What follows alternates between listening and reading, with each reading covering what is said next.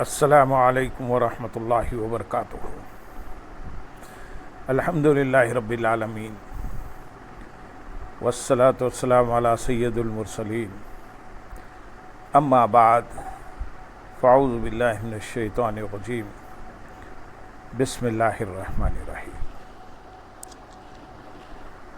برادران عزیز و معزز خواتین، آج کی اس نشست میں سورۃ یوسف کی آیت نمبر 58 سے آیت نمبر 62 تک تمام آیات کا ترجمہ و تفسیر پیش کرنے کی سعادت حاصل کی جائے گی۔ وجاء إخوة يوسف فدخلوا عليه فعرفهم وهم له منكرون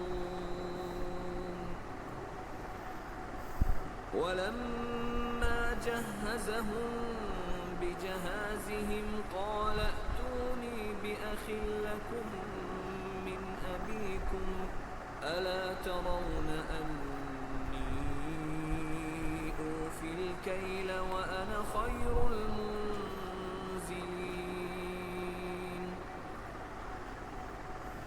فإن لم تأتوني به فلا كيل لكم عندي ولا تقربون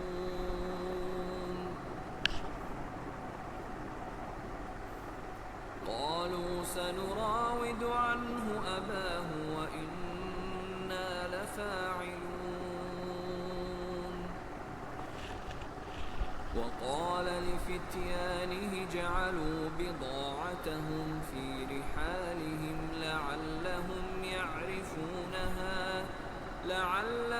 يعرفونها إذا انقلبوا إلى أهلهم لعلهم يرجعون۔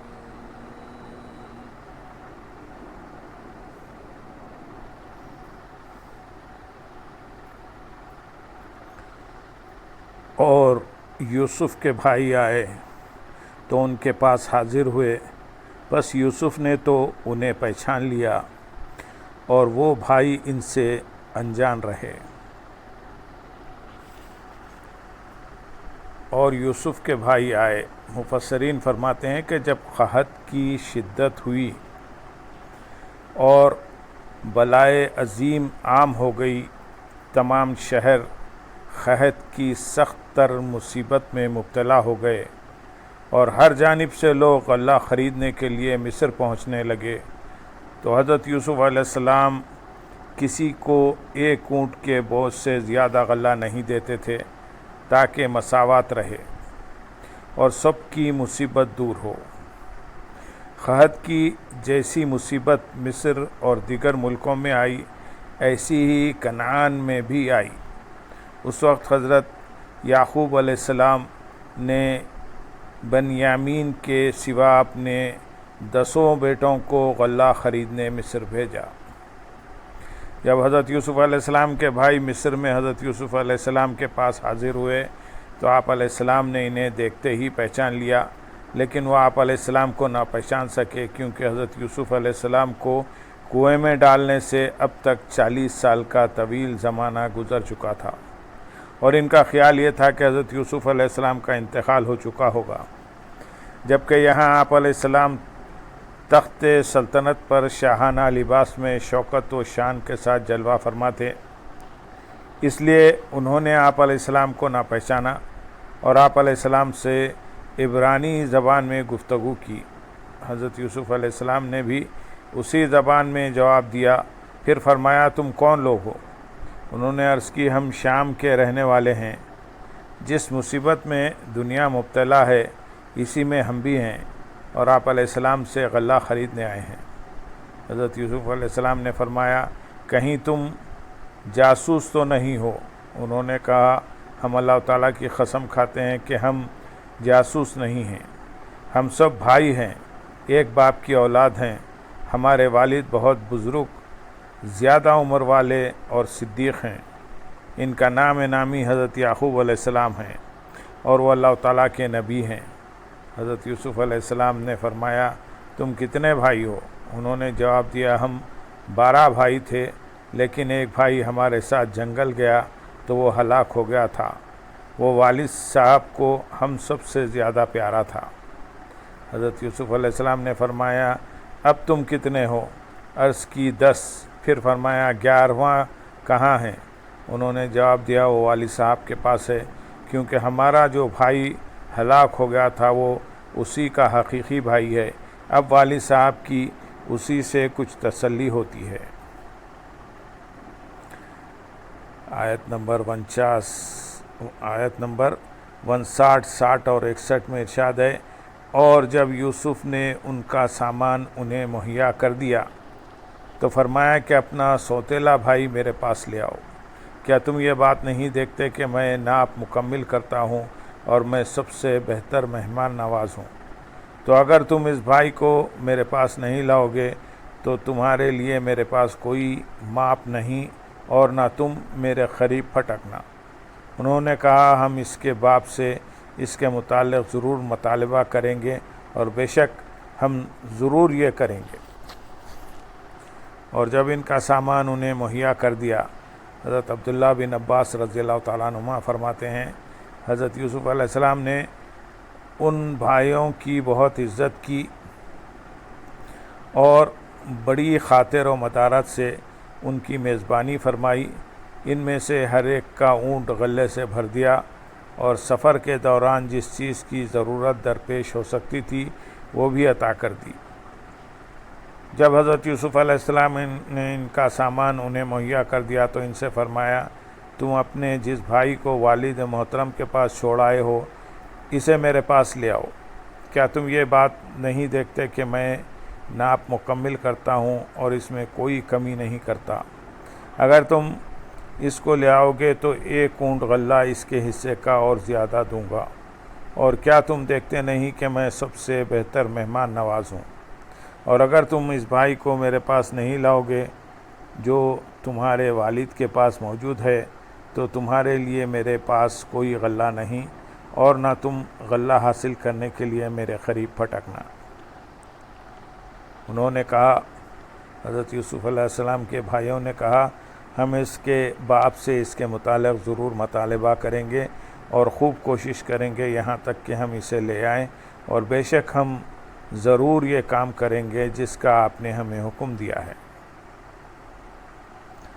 آیت نمبر 62 میں ارشاد ہے، اور یوسف نے اپنے غلاموں سے فرمایا ان کی رقم بھی ان کی بوریوں میں واپس رکھ دو، تاکہ جب یہ اپنے گھر واپس لوٹ کر جائیں تو اسے پہچان لیں تاکہ یہ واپس آئیں۔ یعنی حضرت یوسف علیہ السلام نے اپنے غلاموں سے فرمایا کہ ان لوگوں نے غلے کی جو قیمت دی ہے غلے کے ساتھ ساتھ وہ رقم بھی ان کی بوریوں میں واپس رکھ دو، تاکہ جب وہ اپنا سامان کھولیں تو اپنی جمع شدہ رقم انہیں مل جائے اور قحط کے زمانے میں کام آئے۔ نیز یہ رقم پوشیدہ طور پر ان کے پاس پہنچے تاکہ انہیں لینے میں شرم بھی نہ آئے، اور یہ کرم و احسان دوبارہ آنے کے لیے ان کی رغبت کا باعث بھی ہو۔ اس سے معلوم ہوا کہ جب رشتہ داروں کو کسی چیز کی حاجت اور ضرورت ہو تو اس میں ان کی مدد کرنی چاہیے۔ قرآن مجید اور احادیث مبارکہ میں باقاعدہ اس کی ترغیب بھی دی گئی ہے۔ چنانچہ رشتہ داروں کو دینے سے متعلق اللہ تعالیٰ ارشاد فرماتے ہیں سورۃ النحل آیت نمبر 90 میں، بے شک اللہ عدل اور احسان اور رشتہ داروں کو دینے کا حکم فرماتا ہے، اور بے حیائی اور ہر بری بات اور ظلم سے منع فرماتا ہے۔ وہ تمہیں نصیحت فرماتا ہے تاکہ تم نصیحت حاصل کرو۔ حضرت ابو ہریرہ رضی اللہ تعالیٰ عنہ سے روایت ہے، رسول اللہ صلی اللہ علیہ وسلم نے ارشاد فرمایا جو دینار تو اللہ تعالیٰ کی راہ میں خرچ کرے، اور جو دینار تو غلام کی گردن آزاد کرنے میں خرچ کرے، اور جو دینار تو کسی مسکین پر صدقہ کرے، اور جو دینار تو اپنے گھر والوں پر خرچ کرے، ان سب میں زیادہ ثواب اس کا ہے جو تو اپنے گھر والوں پر خرچ کرے۔ حضرت سلیمان بن عامر رضی اللہ تعالیٰ عنہ سے روایت ہے، نبی اکرم صلی اللہ علیہ وسلم نے ارشاد فرمایا عام مسکین پر صدقہ کرنا ایک صدقہ ہے، اور وہی صدقہ اپنے رشتہ دار پر کرنا دو صدقے ہیں، ایک صدقہ دوسرا صلہ رحمی۔ حضرت ابو ہریرہ رضی اللہ تعالیٰ عنہ سے روایت ہے، نبی کریم صلی اللہ علیہ وسلم نے ارشاد فرمایا، اے امت محمد، قسم ہے اس کی جس نے مجھے حق کے ساتھ بھیجا، اللہ تعالیٰ اس شخص کے صدقے کو قبول نہیں فرماتا جس کے رشتہ دار اس کے سلوک کرنے کے محتاج ہوں اور یہ غیروں کو دے۔ قسم ہے اس کی جس کے دست قدرت میں میری جان ہے، اللہ تعالیٰ اس کی طرف قیامت کے دن نظر نہ فرمائے گا۔ اللہ تعالیٰ ہمیں ضرورت مند رشتہ داروں کی مدد کرنے کی توفیق عطا فرمائے۔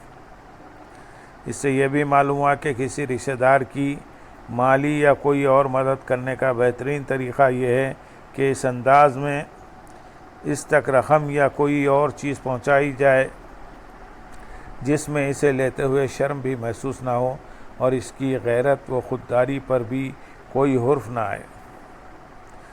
حضرت ابو ہریرہ رضی اللہ تعالیٰ عنہ سے روایت ہے، حضور پرنور صلی اللہ علیہ وسلم نے ارشاد فرمایا، 7 شخص ہیں جن پر اللہ تعالیٰ اس دن سایہ کرے گا جس دن اس کے عرش کے سائے کے سوا کوئی سایہ نہ ہوگا۔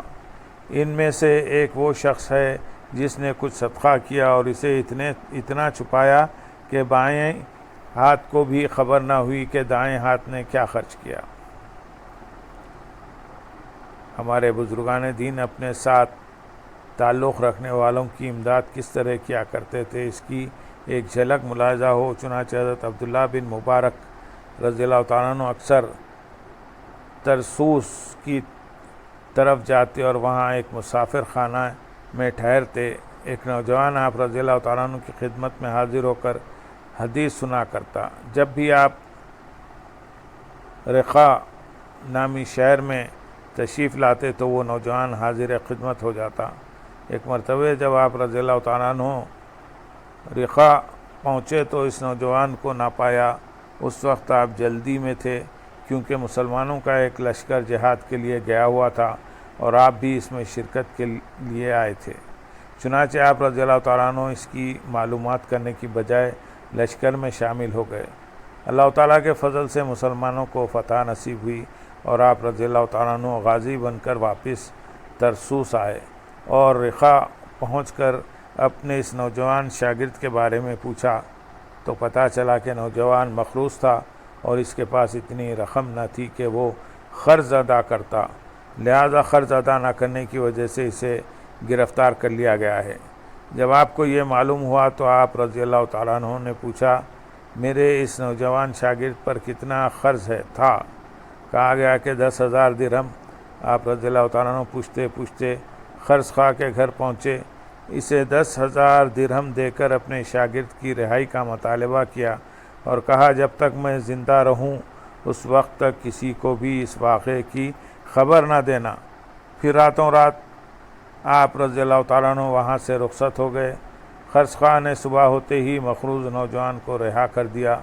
نوجوان جب باہر آیا تو لوگوں نے اس سے کہا، حضرت عبداللہ بن مبارک رضی اللہ تعالیٰ عنہ آپ کے متعلق پوچھ رہے تھے اور اب وہ واپس جا چکے ہیں۔ یہ سن کر نوجوان آپ رضی اللہ تعالیٰ عنہ کی تلاش میں نکل پڑا اور 3 دن کی مسافت طے کر کے آپ کے پاس پہنچا۔ آپ رضی اللہ تعالیٰ عنہ نے اسے دیکھا تو پوچھا، اے نوجوان تم کہاں تھے؟ میں نے تمہیں مسافر خانے میں نہیں پایا۔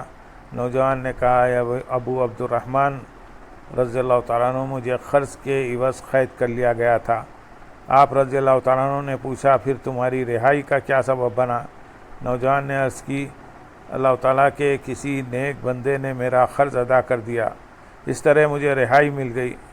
آپ رضی اللہ تعالیٰ عنہ نے فرمایا، اے نوجوان اللہ تعالیٰ کا شکر ادا کرو کہ اس نے کسی کو تیرا قرض ادا کرنے کی توفیق دی اور تجھے رہائی عطا فرمائی۔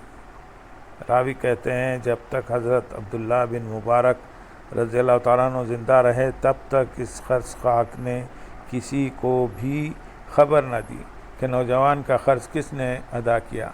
آپ رضی اللہ تعالیٰ عنہ کے وصال کے بعد اس نے سارا واقعہ لوگوں کو بتایا۔